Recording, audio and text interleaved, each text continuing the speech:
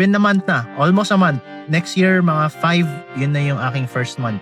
So far, I'm happy. Kahit wala akong benta. Sa totoo lang, wala pa akong benta, guys. Pero it's okay. Kasi I feel and I think na meron akong future sa mundo ng sales.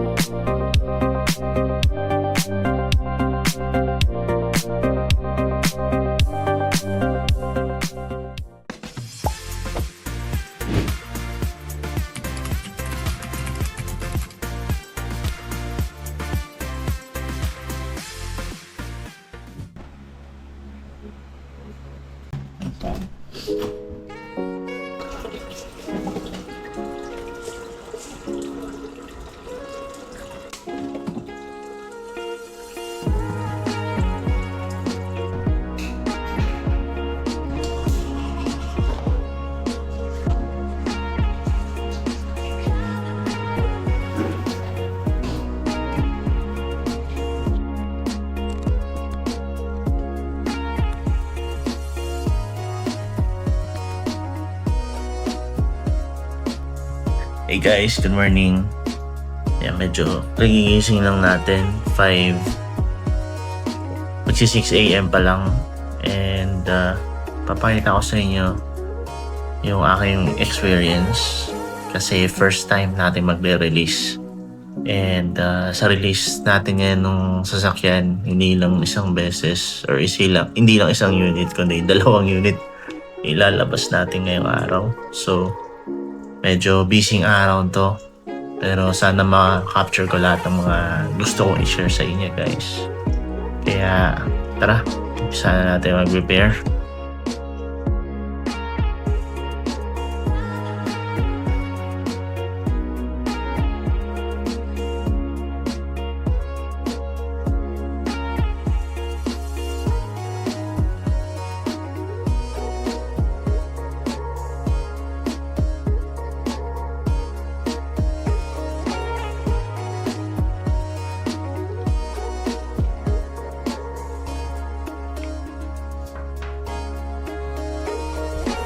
Kailangan natin maging healthy, guys, kasi busy tayo sa trabaho, tapos mayroon tayong anak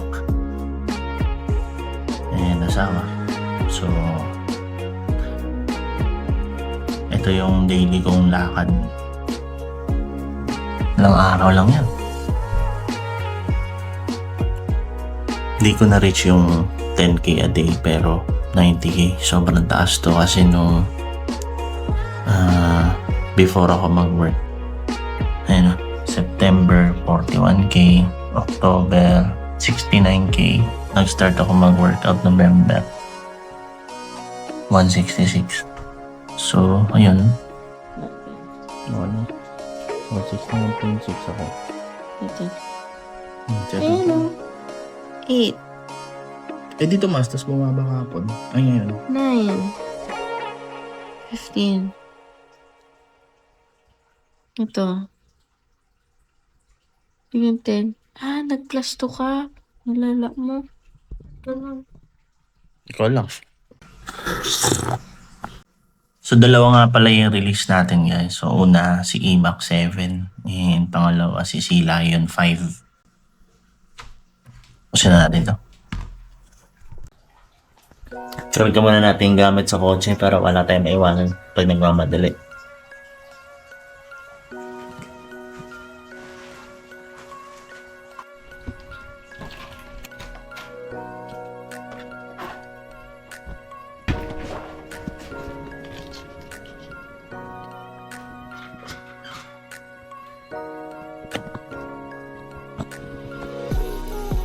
Dito na lahat ng gamit ko actually.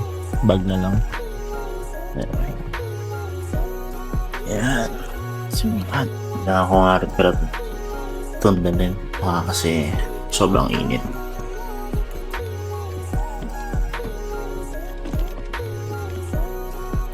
Painin natin si Strada.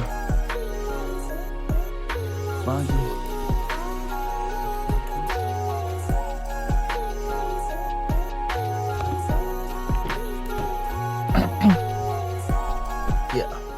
Naririnig ngayon guys.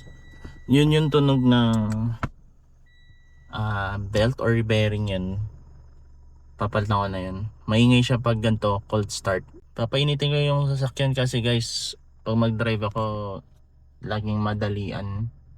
So habang nagpe-prepare yung asawa ko, ako naman, ito na, ipe-prepare ko naman yung sasakyan para hindi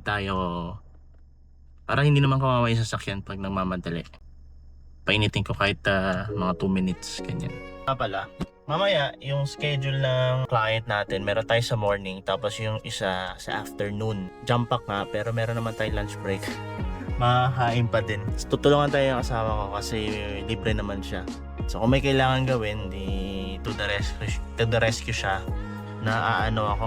Hindi naman ako naninervyos, pero parang na-excite na din mo malaman. Yun. Paano kasi guys ang trabaho ng isang ahente ng kotse, akala nyo ganun-ganun lang, hindi siya ganun kadali guys. Kasi una, ang hirap maghanap ng kliyente. Yan. Although may social media, syempre iba-ibang technique kung paano makahanap ng kliyente sa social media. Tapos meron tayong mall duty, showroom duty, which is sa showroom mismo. Then may bank display, pwede kami pumunta sa mga banks. So more on field and office duty.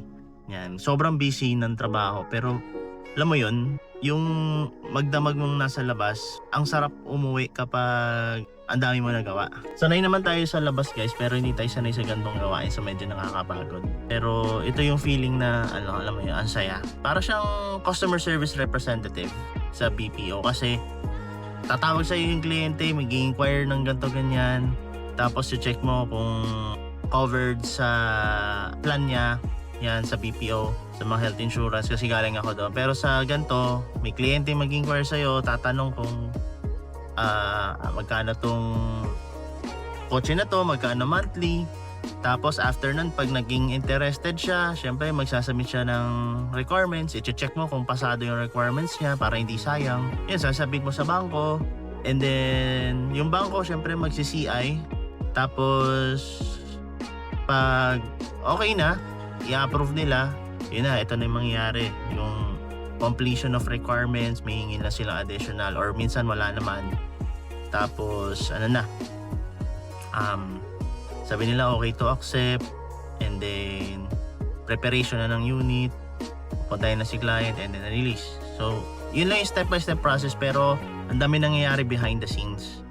Kaya, yan, yung mga agents nyo, yung mga ini-inquirean nyo, bigyan natin ng respeto. Hindi ganun kadali yung trabaho rin guys Kahit sa field naman, hindi ganun kadali. Nga lang guys, kung tinitingnan nyo sa perspective yun na chill-chill lang yung mga agent, hindi, nagkakamali kayo. Papakita lang namin na chill kami kasi syempre, gusto namin pag nakita nyo kami, okay lang kami sa trabaho namin. Mga questions din kami na experience na parang kaya ko kaya pa-approve to, mga ganun. O kaya minsan maisip mo kung nasa tamang trabaho ka ba, lalo na kung hindi ka pa nakabenta. We're in 2 months na pala ako. Sige guys, so prepare lang sila. Okay na tong si Strada, ipatay na uli natin. Tapos ihahatid ko muna yung anak ko sa Imus. Badaan namin doon muna siya sa Imus, sa pinsan niya. And saka tayo diretso ng office.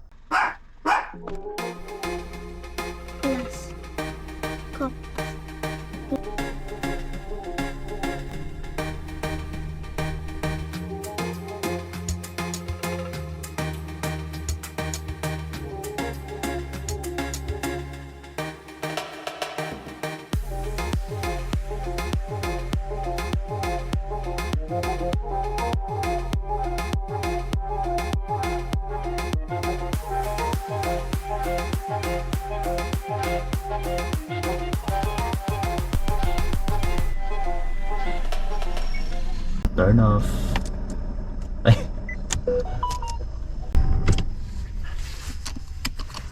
Check natin yung unit guys. So ito, Sea Lion 5. Ito yung first. Ito yung mamayang hapon. Up. And then ito si EMAX 7. Yun. Full electric guys, 7 seaters. Okay na, napaprep ko na yan. Pogi na unahan, no? Ayos pa. Dalawa. Mag-attendance muna tayo. Tapos, di ko na alam sunod. Tayo na lang natin yung client dumating. Ito pala Seal 5, guys. Seal 5 din, pero dynamic. Sea Lion 5 na itim. Seal 5 premium. Merong sunroof. Tsaka all-around view monitor. Sea Lion 6. Ha? Then isa pang Sea Lion 6. Ito yung stone gray. Mukhang brown, pero stone gray yan. May kakulay ito sa Honda. Parang yung bagong kulay ng BRV. Sabihin nyo sa akin kung anong gusto nyo makita, i-review natin. Gawa natin ng oras yan, i-review natin. Attendance muna. Ay! Akala ko night shift ka pa ako eh. Saturday. Dito ako 8 o'clock. Last Saturday. Attendance na tayo guys. So ito, tang DMI. Nakalak to.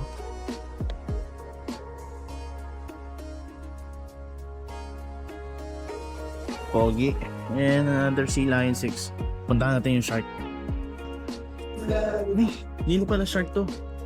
Ano to? Sea Lion 5.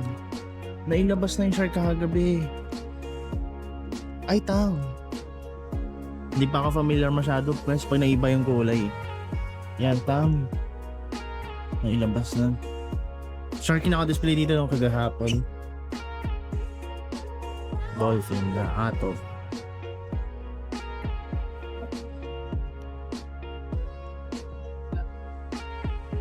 Tara, mag-aayos lang ako. Shake.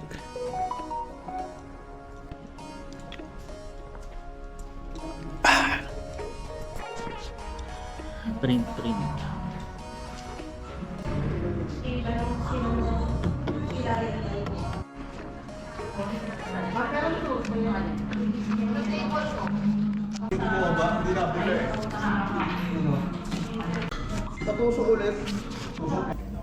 Wait lang.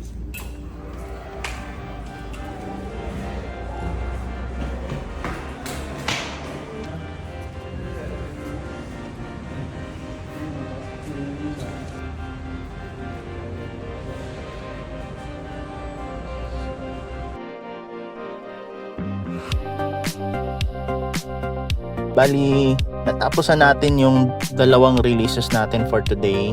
Isang EMAX 7 and Sea Lion 5 DMI. So far so good. Medyo nagkaroon tayo ng challenges. Pero nairaos naman natin. Yun yung mahalaga. Hindi naman ganun ka-big deal yung challenge natin kasi nagawa naman natin ng paraan.